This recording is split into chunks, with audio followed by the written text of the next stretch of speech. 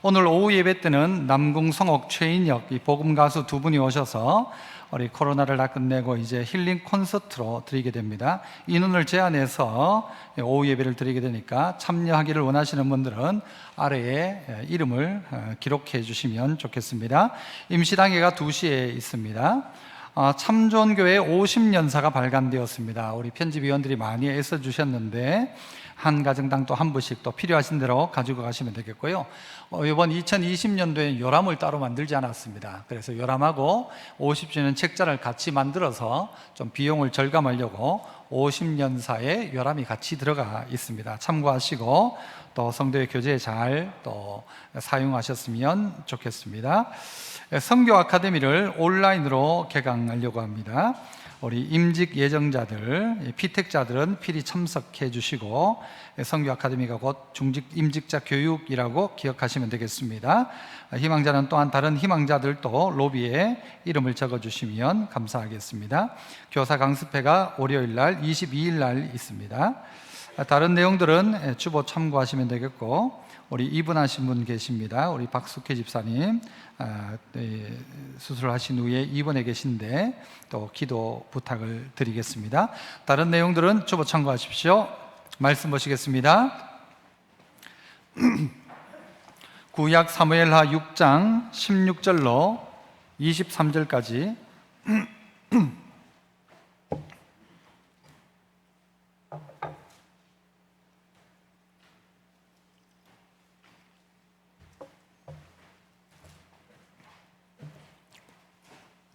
사무엘하 6장 16절로 23절, 제가 16절 먼저 읽습니다.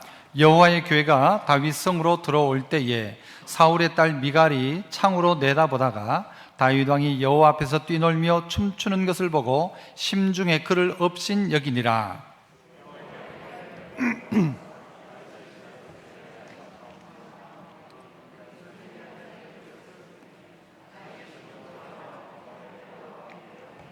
다윗이 번제와 화목제 드리기를 마치고 만군의 여호와의 이름으로 백성에게 축복하고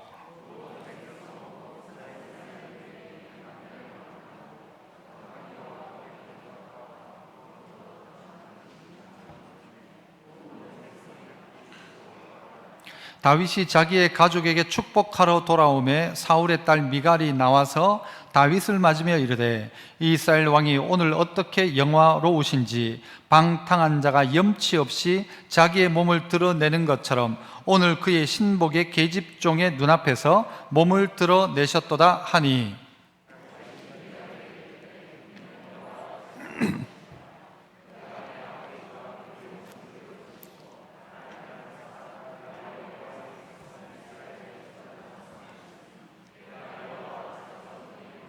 내가 이보다 더 낮아져서 스스로 천하게 보일지라도 네가 말한 바 계집종에게는 내가 높임을 받으리라 한지라. 그러므로 사울의 딸 미갈이 죽는 날까지 그에게 자식이 없으니라. 아멘. 오늘 하나님의 예배자라는 제목으로 말씀을 나누고자 합니다. 코로나로 말미암아 몇 달 동안 거의 대부분 것들이 정지가 되어 있었죠. 대략 한 석 달이 지난 이즈음에 여러분은 무엇을 경험하셨습니까? 이 코로나의 결론이 우리 손 잘 씻자, 그리고 개인 위생 잘하자, 마스크 끼자라고 결론이 되어진다면 우리는 큰 유익이 없는 것일 것입니다. 이번 이 코로나를 전체를 겪고 난 다음에 우리에게 들어야 될 마음속의 하나는 바로 이 하나님을 예배하는 것에 대한 갈망입니다.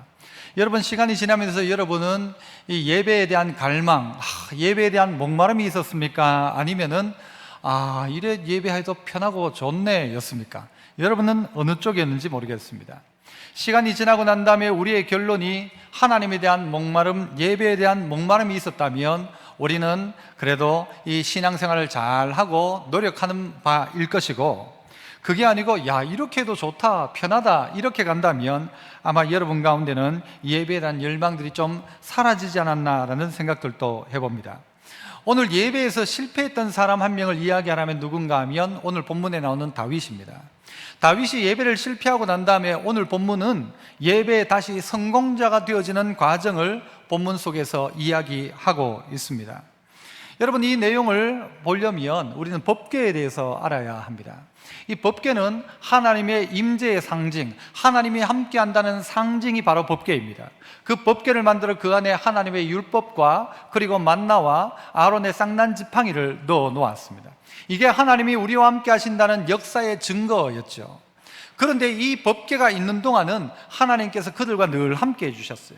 이스라엘의 모든 행진 가운데 법궤를 가장 중심에 두고 움직였던 것입니다. 자, 그런데 언젠가부터 이 신앙생활이란 것이 조금씩 변질되기 시작했습니다. 나중에는 이 법궤만 있으면 된다라고 생각하고 하나님의 의사와는 상관없이 법궤를 들고 전쟁에 나갔습니다. 전쟁에 나갔다가 어떻게 되었는가 하면 다 패하고, 그리고 법궤도 빼앗기게 됐죠. 우리가 잘 알고 있는 대로 엘리 대제사장의 가문의 아들이 그 전쟁에서 죽게 됩니다. 그 아들들이 죽었다는 소식을 듣고 이 전쟁 끝에 엘리는 목이 부러져 의자에서 떨어져 죽습니다. 태어나던 아이의 이름을 뭐라고 짓는가 하면 하나님의 영광이 떠났다. 그래, 이스라엘에는 하나님의 영광이 떠나버린 곳이 되어져 버린 것입니다.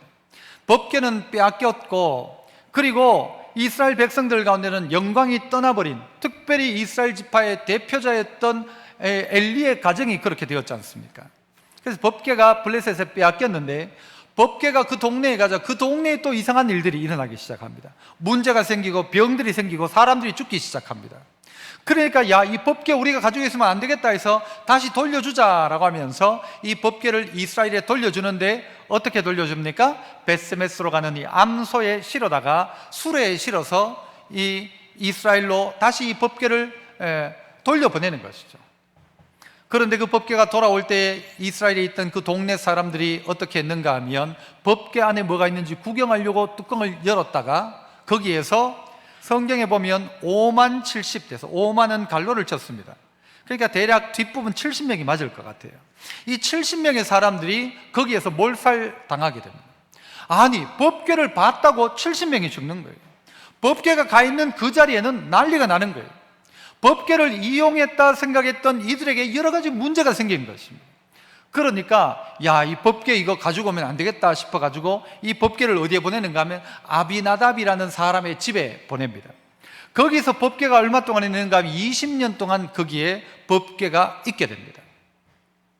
그리고 다윗이 이제 이스라엘을 회복하고 난 다음에 이 법궤를 가지고 오려고 이제 법궤를 모셔오려고 하는데, 그 아비나답의 집에서 20년 동안 있었던 법궤를 꺼내와서 이제 옮기려고 하는데, 어떻게 옮겼는가 하면 수레에 실어가지고는 옮기려고 한 것이죠. 그런데 소가 뛰어가지고 법궤가 떨어질 위기가 되자 우사가 그 법궤를 붙잡습니다. 떨어지지 않도록. 그런데 어떤 일이 벌어집니까? 우사가 어떻게 되죠? 죽어버립니다. 하나님이 우사를 치셨다. 그래서 그곳 이름을 베레스 우사라고 이야기합니다. 다윗이 그 장면을 보니까 깜짝 놀라는 거예요. 법궤를 모셔오려고요, 이스라엘에서 3만 명이 모여가지고 그 법궤를 모셔오겠다고 했는데, 아니, 이런 일이 벌어지니까 아이고 두렵다 무섭다 해가지고는 그 법궤를 모셔오던 것을 그만두게 됩니다. 그러자 그 옆에 누가 나타나는가 하면 오벳 에돔이라는 사람이 나타납니다. 이 오벳 에돔은 누군가 하면요, 가드 사람이라고 합니다. 성경을 읽어본 분이면 가드 사람 하면 유명한 사람이 또 누가 있습니까? 골리앗이 있죠. 골리앗. 그래요 하시는 분 성경 열심히 읽으셔야 됩니다. 골리앗이 있어요. 이 이방 사람, 가드 사람 골리앗처럼 가드 사람이었던 이 오벳 에돔이 어떻게 하는가 하면, 다른 사람 다 두려워가지고 이 법궤를 모시지 않는데 오벳 에돔이 그 법궤를 모셔가지고 자기 집에서 이 법궤를 모시게 됩니다. 그 일이 석 달 동안이었습니다. 그런데 오벳 에돔의 집에 어떤 일이 벌어지는가 하면요, 석 달 동안 법궤를 모시고 있는 동안 그 집이 막 복을 받기 시작하는 것입니다. 그 이방 사람, 가드 사람 오벳 에돔의 집이 하나님이 복을 주시는데 그의 소유에도 복을 주시고 잔뜩 복을 주시는, 그러니까 다윗의 마음속에 어떤 마음이 드는가 하면, 야, 이제 법궤 다시 모시고 와야 되겠다, 법궤를 예루살렘으로 가져와야 되겠다 할 그때 법궤를 가지고 오는 장면이 오늘 본문의 장면입니다. 여러분, 20년 동안 아비나답의 집에 있었습니다. 물론 이스라엘 백성들이 그때 당시에 여호와를 사모했다 그래요. 그들이 신앙생활 20년 했다는 거죠. 20년 동안 법궤가 아비나답의 집에 있을 때도 20년 동안 신앙생활을 했고 하나님 믿는다 했고 섬긴다 했는데, 중요한 건요, 나오다가 우사가 죽고 나니까 전부 깜짝 놀라는 거예요. 큰일 났다, 이제는 하나님 못 모셔오겠다, 하나님 못 섬기겠다, 예배 못 하겠다. 그리고 석 달 동안을요 전부 다 벌벌 떠는 것이죠. 그때 누구는, 오베데돔은 하나님을 예배하더라는 거예요. 지나온 석 달의 삶, 여러분, 우리는 좀 긴 시간을 이야기할 때 석 달 열흘이라고 이야기합니다. 그죠? 지난 한 석 달 열흘의 삶 동안에 우리는 어떤 변화가 있었는가? 20년 동안 예배하고 하나님 섬긴다 했던 우리가 이 석 달의 시간 동안 어떤 모습으로 우리는 바뀌어져 있는가? 훨씬 더 믿음이 좋아졌는가? 아니면 믿음이 떨어졌는가? 석 달 동안 도리어 더 큰 예배, 제대로 된 예배를 잘 드리는 예배자였는가? 아니면 예배가 대충대충의 예배가 되었는가? 돌아보자는 것입니다. 어떤 이에게는 이 석 달이 하나님의 큰 복을 받는 기회였지만, 어떤 이에게 이 석 달은요 고민스럽고 두려운 시간이었어요. 하나님을 예배한다는 것이, 하나님을 섬긴다는 것이 두려워, 아이고 안 되겠다 하던 석 달이었을 수도 있다는 것입니다. 하나님이 이 석 달이 지난 우리에게 요구하는 것이 무엇일까? 우리는 또 어떤 생각을 해야 될까? 몇 가지를 좀 찾아봤으면 좋겠는데요, 그 첫 번째는 따라해 봅시다. 나에게 잘못된 예배는 없는가? 내가 예배하는 가운데 잘못된 예배는 없었는가? 내 예배의 태도나 모습 가운데 잘못된 것 없었는가? 왜 하나님이 우사를 치셨는가? 왜 베레스 우사가 되었는가? 왜 법궤를 모시고 나갔는데 아들 둘이 그냥 죽고, 대제사장이라고 하는 엘리는 목이 부러져 죽고, 그의 집에는 여호와의 영광이 떠났는가? 법궤가 없어서가 아니었습니다. 법궤를 어떻게 한 거예요? 이용한 거예요. 법궤를 이용. 예배를 드리는데 하나님께 드리는 예배가 아니라 나를 위한 예배인 거예요. 내 만족을 위한 예배인 거예요. 여러분, 이 자리 가운데서 기억해야 합니다. 하나님께서 진짜 원하는 예배는 뭘까? 오래 드렸던 예배가 아니라 석 달 드렸던 오베데돔. 사무엘하 6장 11절 이하에 보면 이렇게 이야기하죠. 여호와의 교회가 가드 사람 오벳에돔의 집에 석 달을 있었는데 여호와께서 오벳에돔과 또요 그의 온 집에 뭘 주셨다? 복을 주셨다. 다윗은 두려워서 1, 2부 때 워낙 고함을 질러가지고 다윗은 워낙 겁을 먹거든요. 석 달 동안 그렇게 하지 못한 거예요. 석 달 동안 두려워서 예배를 못 드린 거예요. 마치 오베데돔은 예배를 드리는데 복을 주시기 시작하더라.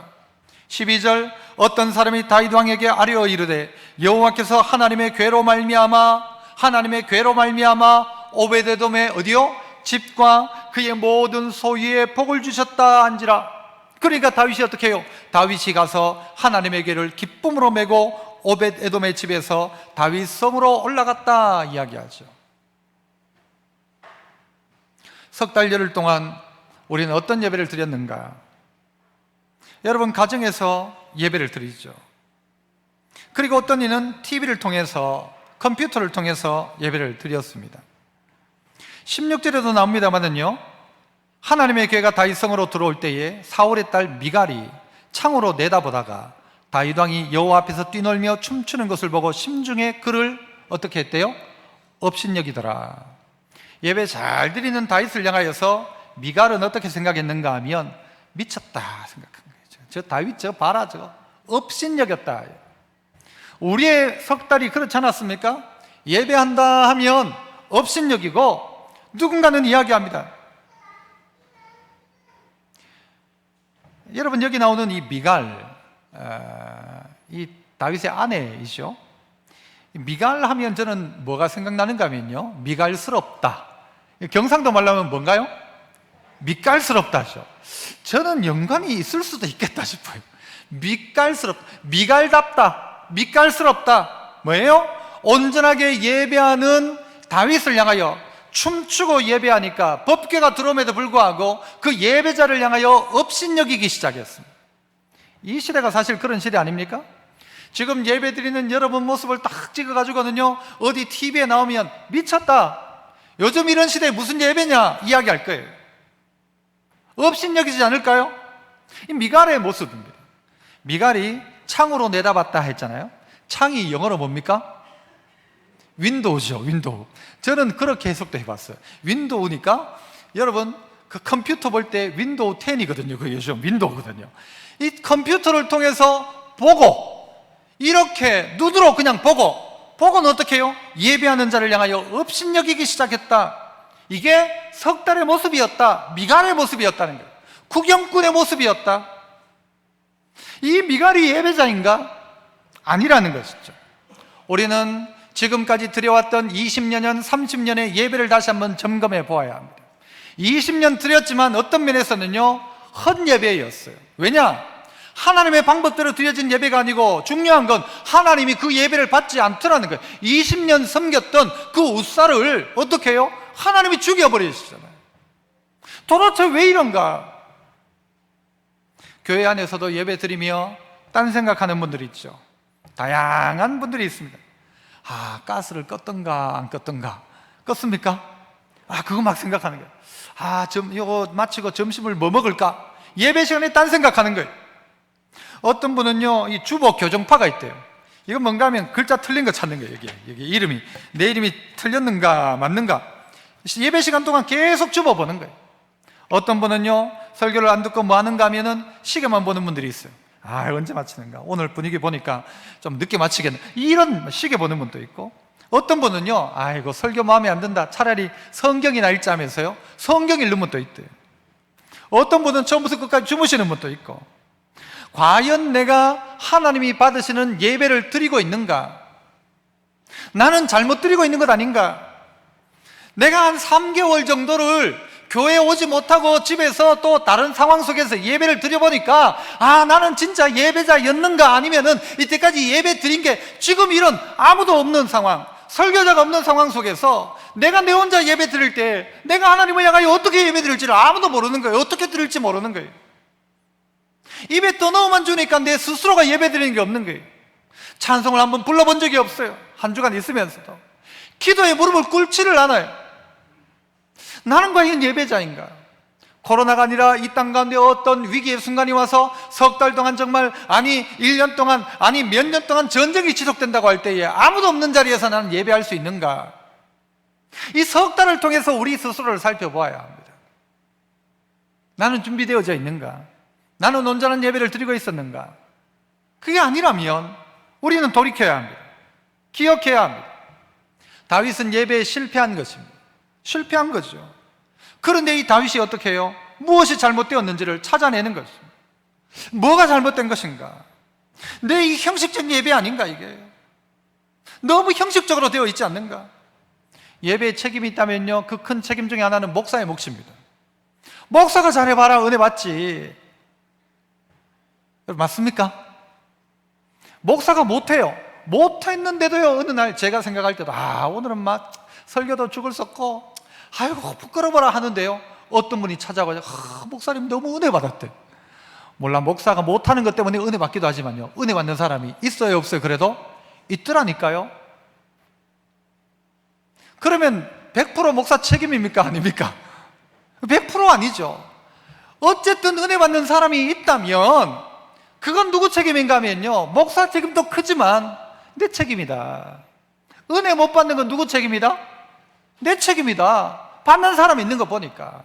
그렇다면 여러분 스스로가 예배를 다시 한번 점검해야 합니다. 예배를 점검해야 됩니다. 예배를 점검하고 하나님이 정말 원하시고 바라시는 예배자인가 스스로를 돌아봐야 합니다. 석 달의 시간을 지내면서 여러분은 예배에 어떤 마음이었습니까? 갈급한 마음으로 홀로서라도 간절하게 예배를 드렸습니까? 아니면 처음에는 딱 앉아가지고 양복 탁 입고 예배 드리다가, 그 다음 주에는 잠옷 입고 예배 드리다가, 그 다음에는 누워가지고 예배 드리다가, 첫날에는 가족 다 모여 예배 드리다가, 아내가 처음에는 예배 드리다가 나중에는 설거지하면서 예배 드리고, 그런 사람 없습니까? 손 들어보세요. 우리가요, 시간이 개념 없이 가면 그렇게 된다는 것입니다. 개념 없는 예배를 드리면 그렇게 갈 수밖에 없다는 것입니다. 나는 20년 동안 어떤 예배를 드렸는가?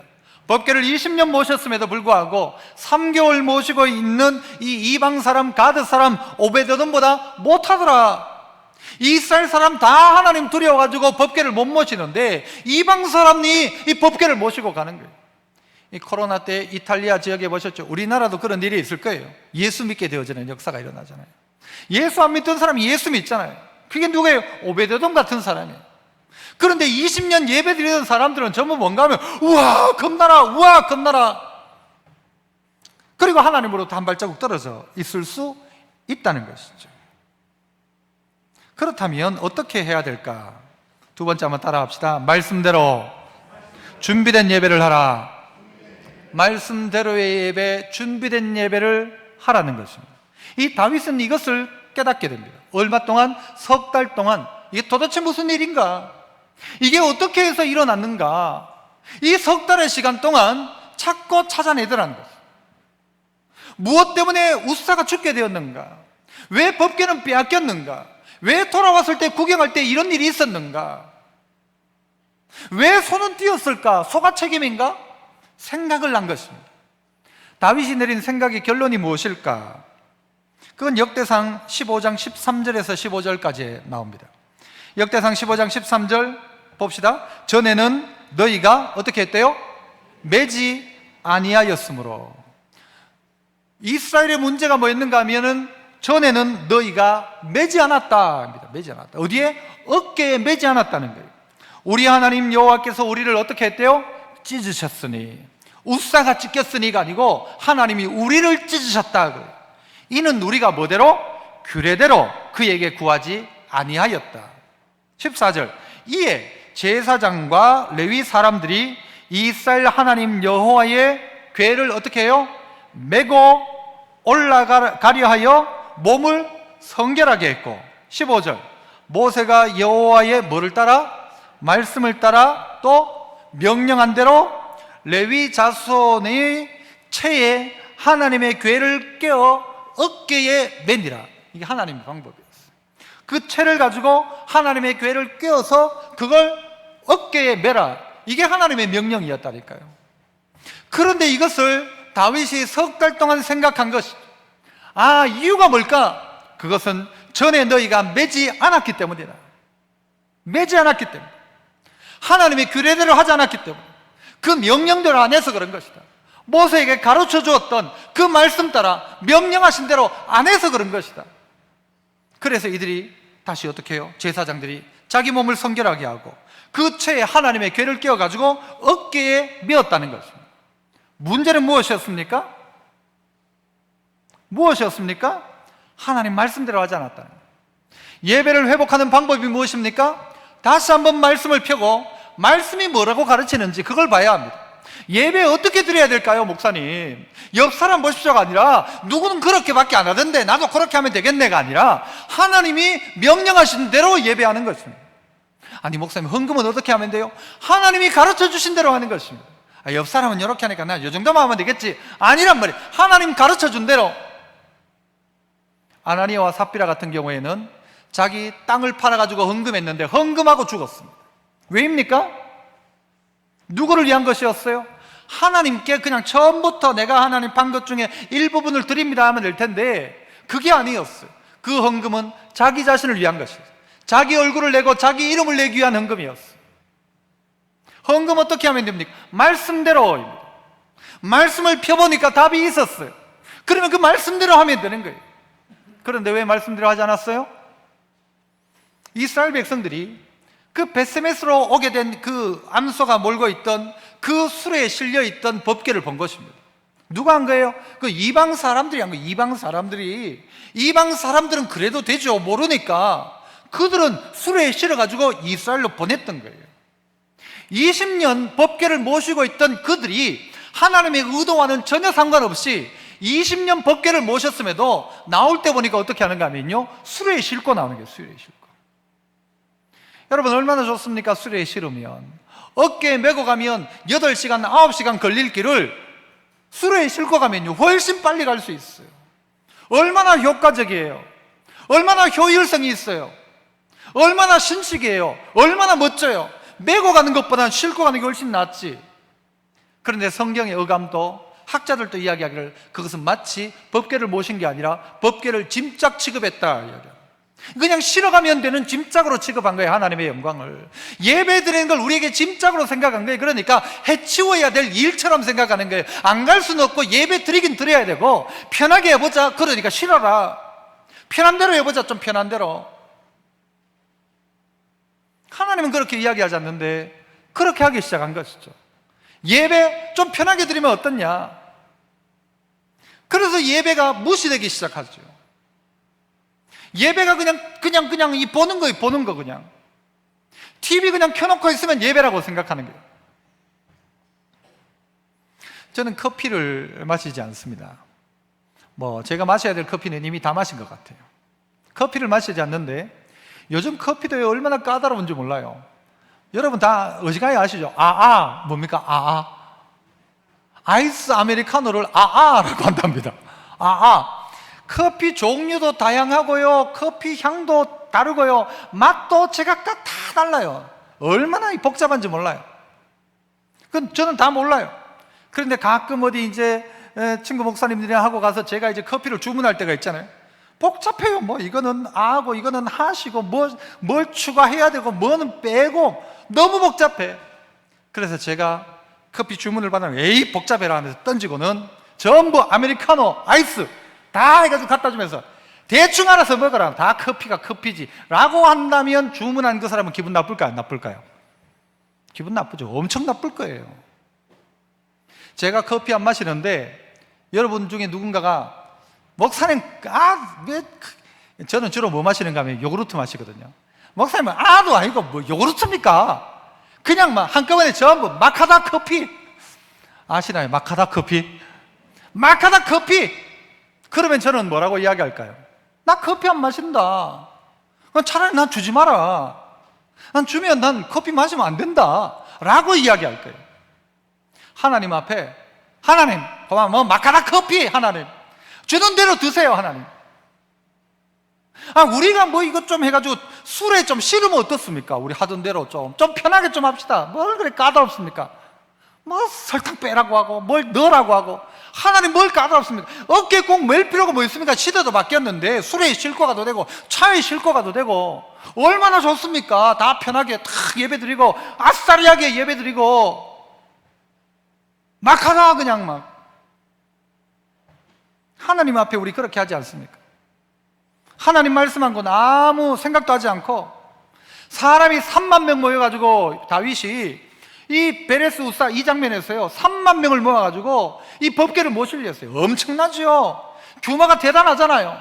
온 사람들이 모여가지고 대단하게 보기 좋은 예배처럼 보이는데 그러나 본질이 빠져있는 거 하나님 뜻대로 하는 건 없는 거예요. 술에 실어버린 거예요. 하나님은 그 자리에 없는 거예요. 자기들만 있는 거예요. 이 예배 배워서 드려야 합니다. 어떻게 배우느냐? 말씀 속에서 배워야 합니다. 전에는 너희가 매지 아니하였으므로 여호와께서 우리를 찢으셨다. 20년 예배 드렸는데 마지막 보니까 하나님하고 아무 상관이 없는 거예요. 나온 모습을 보니까 하나님의 명령은 20년 신앙생활 했는데 술에 실어버리는 거예요. 하나님을 영광을 실어버리는 거예요. 그냥 말씀하고 상관없이 누구 좋은 대로 내 편한 대로 내 좋은 대로 내 하고 싶은 대로 내가 주면 너 먹어야 돼 라는 것처럼 내가 하나님 앞에 드리면 받아야 됩니다. 무슨 재물이든 내가 드렸는데 하나님 받으셔야지. 이게 어떻게 번 건지 몰라도 하나님은 안 받겠다고 하시잖아요. 그 싫다고 하시잖아요. 그런 예배한테 예배에 질렸다고 하시잖아요. 내가 너희들 모여있으면 내가 무조건 다 받아야 되냐? 아니라는 것이죠. 법궤를 매라고 했고 규례를 따라하라고 했고 제사장과 레위인이 매라고 했고 성결하게 하라고 했고 명령한 대로 하라 했습니다. 중요한 것은 하나님이 받으시는 예배여야 한다는 것이죠. 하나님이 어떤 예배를 받으시느냐라는 거죠. 그렇다면 다시 한번 말씀으로 돌아가야 됩니다. 말씀이 어떤 예배를 드리라고 하느냐? 다윗은 석 달 동안 그거 찾아낸 것입니다.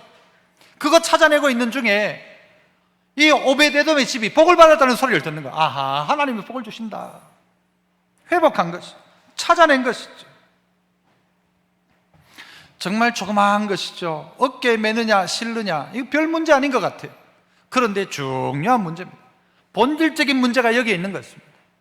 그냥 옮기면 되지, 옮기면 되는 건 그냥 물건 옮길 때는 옮기면 되겠지만 옮기는 게 아니라 하나님을 모시는 것입니다. 하나님을 모시려면 하나님 방법대로, 하나님 명령하신 대로입니다. 효율성, 이게 아닙니다. 하나님 원하는 대로입니다. 효율로 따지면요, 교회에 모일 필요가 뭐 있어요?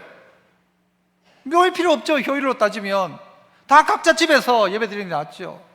그러나 하나님 모이라고 하신 거예요. 모으라, 매 안식일에 나오라 이야기하죠.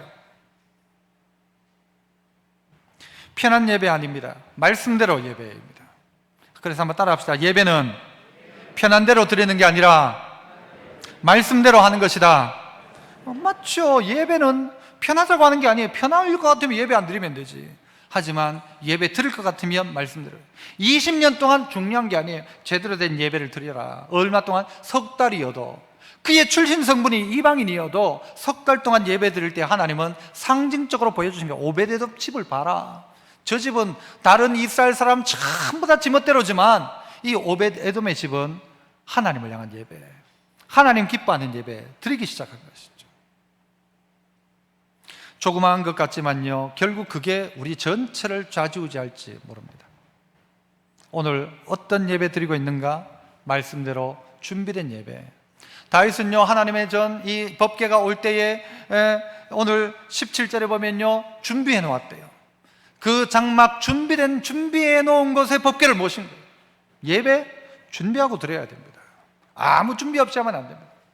일찍 와가지고, 요즘은 그런 말 잘 안 쓰지만요, 준비기도, 준비 찬송도 하잖아요. 준비하는 게 어디 있어요? 하지만 그게 예배를 준비하는 마음의 가짐이에요. 찬송하며 준비하는 거예요. 기도하며 준비하는 거예요. 그리고 어떤 예배를 하나님께 드릴까? 어떻게 드리면 하나님 기뻐하실까? 말씀대로 드리는 예배는 과연 뭘까? 나는 뭘 준비하고 하나님께 예배를 드려야 할까? 어떤 마음의 태도로 예배를 드려야 될까? 있어야 한다는 것이죠. 그래서 마지막 세 번째는요, 따라서 또 해봅시다. 예배는 하나님 앞에서 드리는 것입니다. 오늘 본문 가운데 보면 계속해서 반복되는 단어가 그거예요. 하나님 앞에서 뛰놀고 춤추었다, 하나님 앞에서 드렸다, 하나님 앞에서 한 것이다, 여호와 앞에서 뛰놀더라, 여호와 앞에서, 하나님 앞에서. 이게 예배입니다. 다윗은요, 막 춤추기 시작했어요. 법궤가 들어오니까 너무너무 좋아가지고, 너무 좋았어요. 그런데요, 다윗의 마음속에 두려움이 없었던가? 그것은 아닙니다. 다윗 두려웠습니다. 또 누군가를 치시면 어떻게 할까? 내가 준비한 예배이긴 한데 하나님이 받지 않는 예배면 어떻게 할까? 그래서요, 앞부분에 가보면요, 사무엘하 6장 13절에 가보면 어떤 이야기를 하는가 하면, 이 법궤를 메고요 6발걸음을 걸어요. 6발자국 걷고는요 그 자리에 서는 거예요. 서가지고 거기서 번제와 화목제를 하나님 앞에 드려요. 6발자국 가고는 멈춰 서는 거예요. 내 이 발자국 6발자국이 하나님 앞에 옳은가 바른가, 예배를 하다가 중단해 놓고 그 자리에서 하나님 앞에 올바른 제사를 내가 드리고 있는가를 점검하더라는 것이죠. 나의 하루의 삶 6발자국을 지나고 난 다음에 이 하나님이 받으시는 예배인가? 6발자국 가고, 혹시라도 하나님이 이 6발자국 안에 우리를 어떻게 하실지 모르는 거예요. 두려운 거죠. 죽기를 각오하고 드리는 예배인 거예요. 잘못하다 죽을 수도 있으니까. 그러나 예배는 사실 다 죽음 가운데 드리는 것입니다. 예배에 나아간다는 것, 하나님이 우리를 예배에 초대한다는 것은 죽음을 넘어선 것입니다. 누구의 죽음? 구약시대에 있는 어린 양들, 양의 피를 가지고 제단에 나와야 합니다. 죽음입니다. 죽음. 피 없이는 제사가 안 됩니다. 피 흘림이 없으면 죄사함도 없다고 했습니다. 그런데 이후에 어떻게 해요? 예수님이 우리의 속죄 제물이 되셔서 십자가의 죽으심으로 말미암아 우리는 예수 그리스도의 보혈을 의지하여 성소에 들어갈 뭐를 얻었다고요? 담력을 얻었다 하잖아요. 담대하게 성소에 들어갈 수 있게 된 것이죠. 그게 예배입니다. 그러므로 예배는 그냥 우리에게 주어진 게 아니란 말입니다. 내가 그냥 드리고 싶으니까 드리는 게 아니고, 내가 이러니까 하나님 앞에 예배 드려야지가 아니라, 하나님이 우리에게 예배를 열어놓으셨기에 예배가 가능한 것입니다. 하나님이 받으시겠다 했기 때문에 그 예배가 가능한 것입니다. 그리고 그 예배를 누구의 이름으로? 예수 이름으로, 속죄제물 대신 예수로 말미암아 우리가 하나님 앞에 올려드리는 것이죠. 그러므로 예배는 죽음입니다. 예배는 죽음이 전제되어져 있는 것입니다. 예수 그리스도의 죽음 없이는 하나님 앞에 나갈 수 없습니다.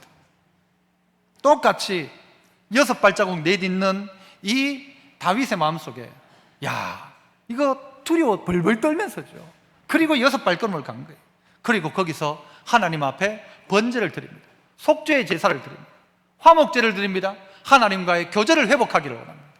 이게 예배란 말이에요. 이게 예배. 두렵고 떨리는 예배입니다. 이 연약하고 부족한 나, 예배에 실패했던 나를, 이 예배를 하나님 받으실까? 나같이 연약한 인생의 예배를 하나님 받으실까?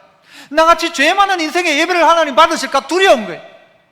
그런데 그 앞에 나와 무릎 꿇으면 주님이 은혜를 주시죠. 6발자국의 은혜. 6발자국 지나고 또 하나님을 예배하는 거예요.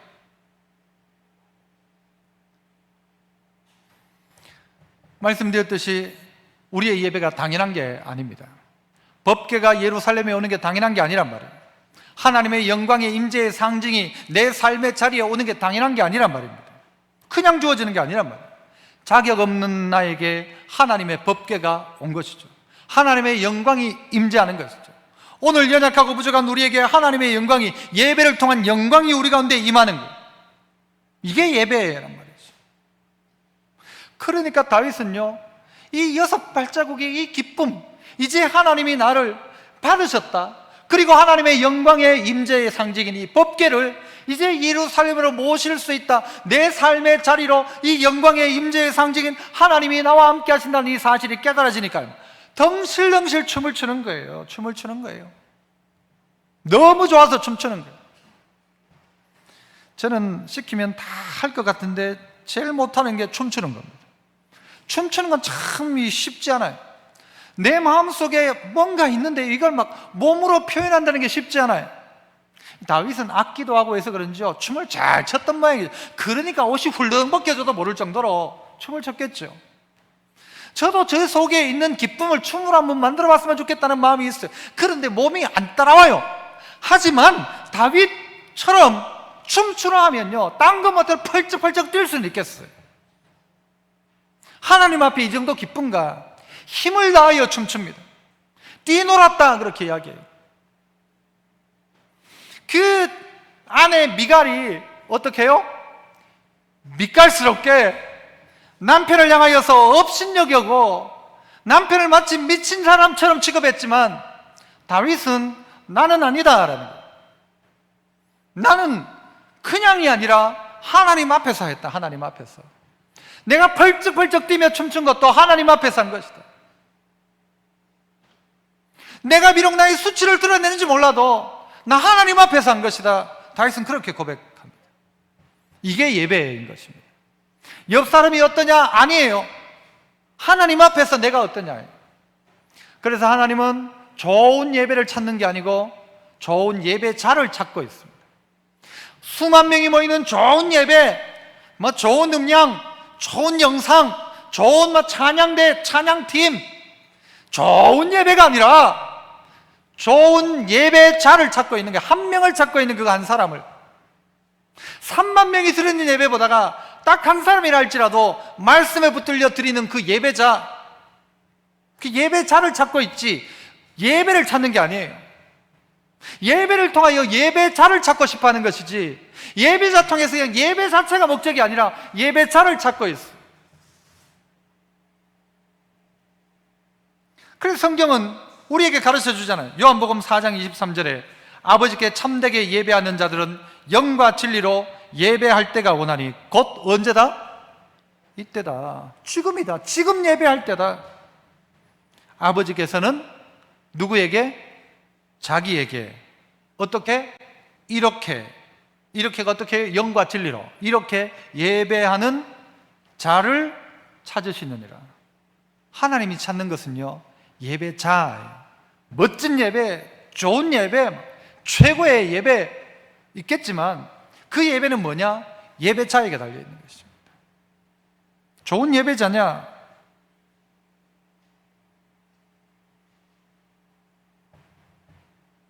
석 달의 삶 속에 여러분에게 주어진 결론이 무엇입니까?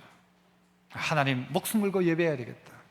어디에 서든지 간에, 어떤 자리에 있든지 간에, 홀로 있을 때든 화면 앞에서든 교회에서든 하나님 예배해야 되겠다. 사도행전 15장 16절에 이후에 내가 돌아와서 다윗의 무너진 장막을 다시 지으며 또 그 허물어진 것을 다시 지어 일으킬 것이다 이야기합니다.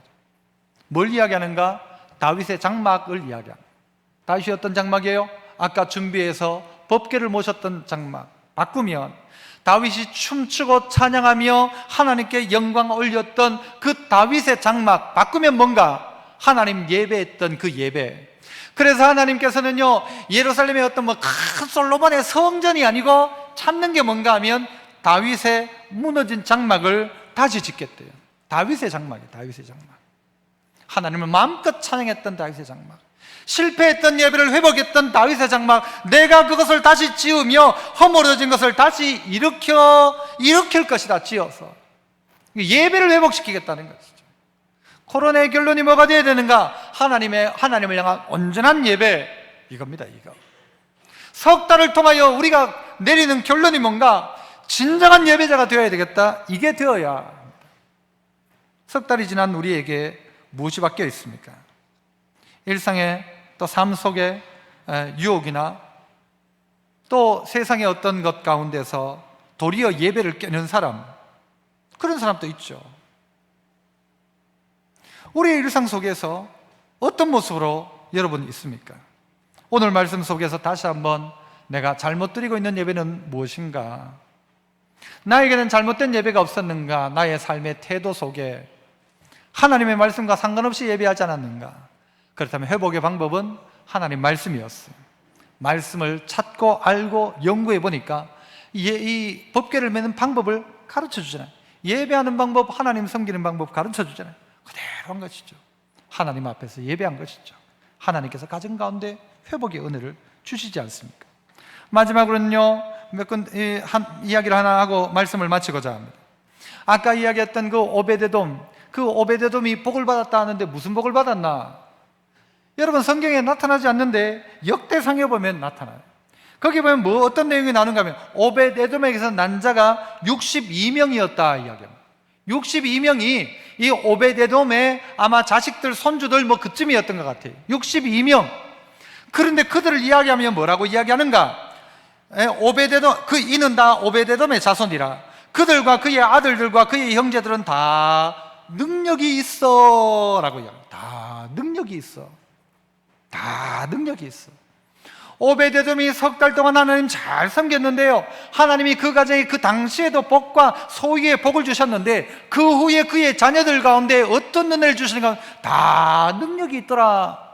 아이고, 집사님 집에 애가 능력이 있대요. 아이, 권사님 능력이 있던데요.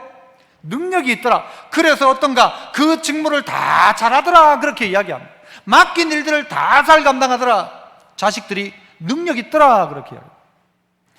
바라기는 참된 예배자인 우리 성도를 통하여서 자녀들이 점점 능력이 있어지기를 축복합니다. 그래야 맞죠. 하나님 예배 잘하니까 이방 사람 오벳에돔이었는데도 불구하고 그의 자녀들이 능력이 있더라. 성경이 표현하는 것입니다. 능력이 있더라. 그리고 직무를 잘 감당하더라. 오벳에돔의 집이 그랬습니다. 그러나 여러분, 이 밑갈스러웠던 미갈은 어떻게 됩니까? 다윗을 향하여 부끄럽다 이야기하고 수치스럽다 이야기했던 이 미갈을 향하여서는 다윗이 이야기하죠. 네가 아무리 그래가지고 내가 낮아진들 나는 더 낮아져도 좋은데 아무리 낮아도 네보다가는 높다 그랬죠. 그리고는 뭐라고 어떻게 됩니까? 미갈이 죽을 때까지 자식을 낳지 못하였다 이야기합니다. 예배의 구경꾼, 법궤가 들어옴에도 불구하고 어떻게 해요?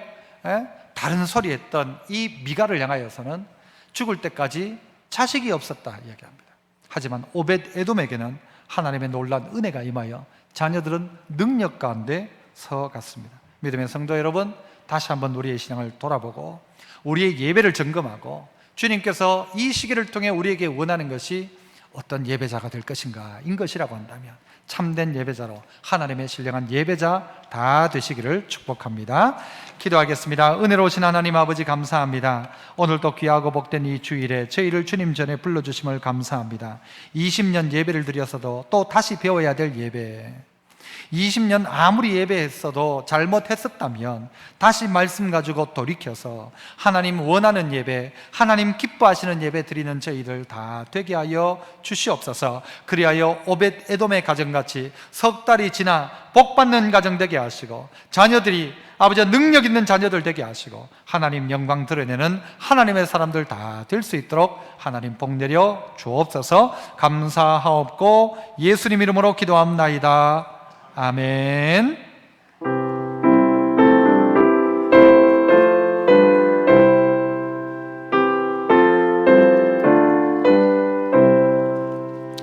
예부터 도움 되시고 내 소망 되신 주, 이 세상 풍파 중에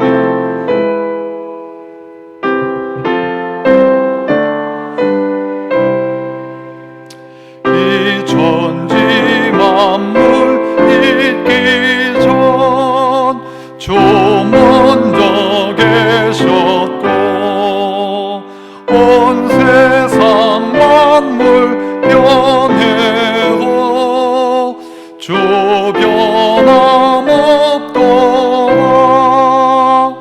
주 앞에 천년 만년이 한날과 같으니 이 세상 모든 일들이 다 잠시뿐이라.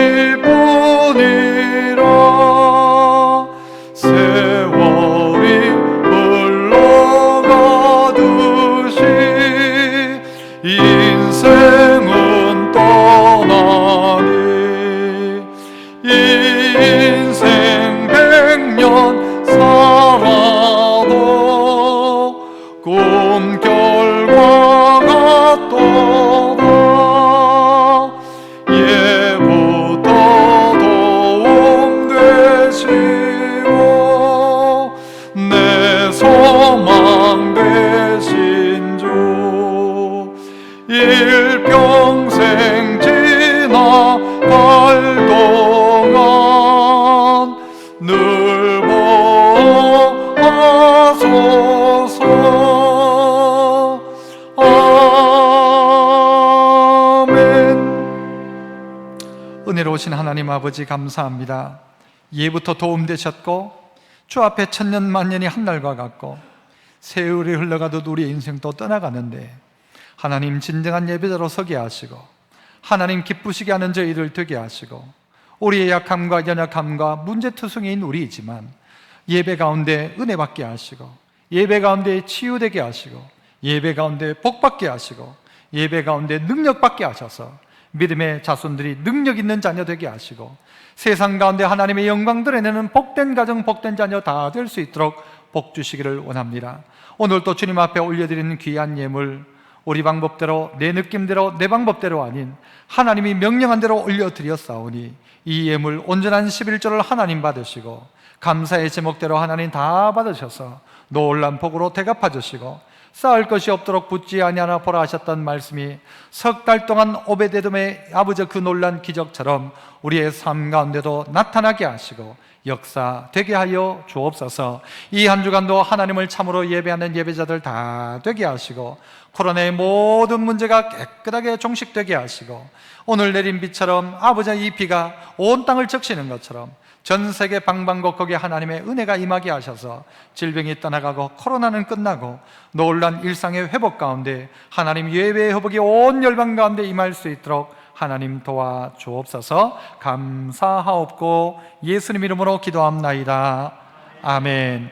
지금은 구주 예수 그리스도의 크신 은혜와 우리에게 사랑 베푸시는 하나님 아버지의 놀라운 사랑하심과 성령 하나님의 감동, 감화, 위로, 충만, 깨닫게 하시고 도우시고 새롭게 하시는 은혜가 오늘 말씀 듣고 하나님의 예배자로 서서 하나님 말씀 가지고 온전한 예배 드리며 하나님 앞에서 예배하며 내 예배에 잘못된 습관들이 있다면 그것 다 내려놓고 참된 예배자로, 하나님의 예배자로 되기를 결단한 이 자리에 함께한 주의 백성들과 몸된 교회와 이 나라 이민족과 열방 위에 지금부터 영원토록 함께 있을지어다. 아멘.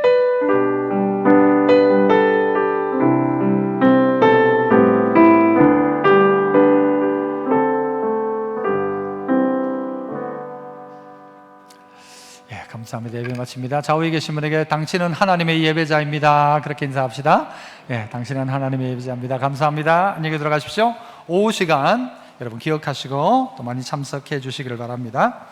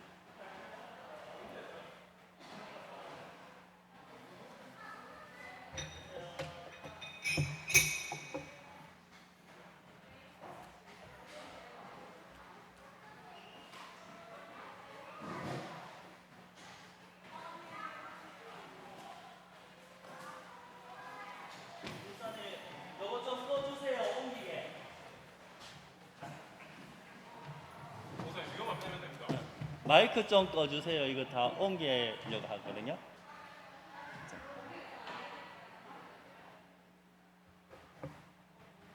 아.